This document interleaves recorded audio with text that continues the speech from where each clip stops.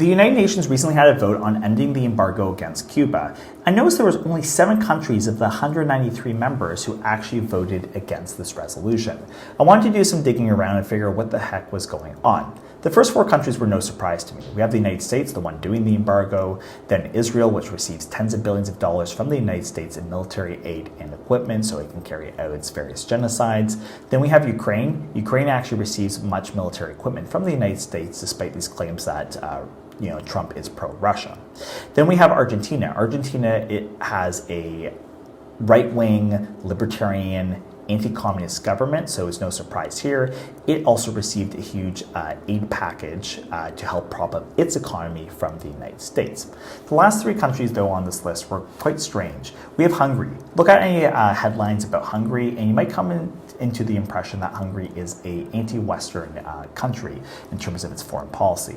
It is, for instance, called for closer cooperation with Russia and ending aid to Ukraine. But really what's going on is Hungary likes to play both sides against each other. So for instance, Hungary has also pursued many very pro-Western policies. For instance, it was one of the only countries that said it would not go and arrest Benjamin Netanyahu were he to come to Hungary.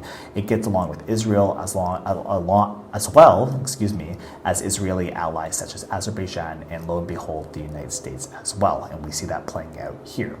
Then we have at number 6, this is going to be Paraguay. Paraguay is a country that hardly ever even makes the news. Paraguay, though, is a very capitalist, pro-Western in terms of its foreign policy. It's, for instance, one of only 12 countries in the whole world that still refuses to recognize mainland China as the representative of China, instead recognizing Taiwan. So given this foreign policy, it should be maybe less surprising that it also was one of the only 7 countries that voted against ending the embargo. But last, we also have North Macedonia. North Macedonia is a really tiny country. I believe it only has maybe 3 million people. I'm just going to look that up. 1.7 million people, actually. It's a very tiny country, and in terms of foreign policy, I couldn't find much beyond Europe. But what I did notice is that North Macedonia, for instance, is one led by a right-wing anti-communist government. And the second thing is it also, according to one source, is actually one of only 6 United Nations members that has no relations, formal or informal, with Palestine.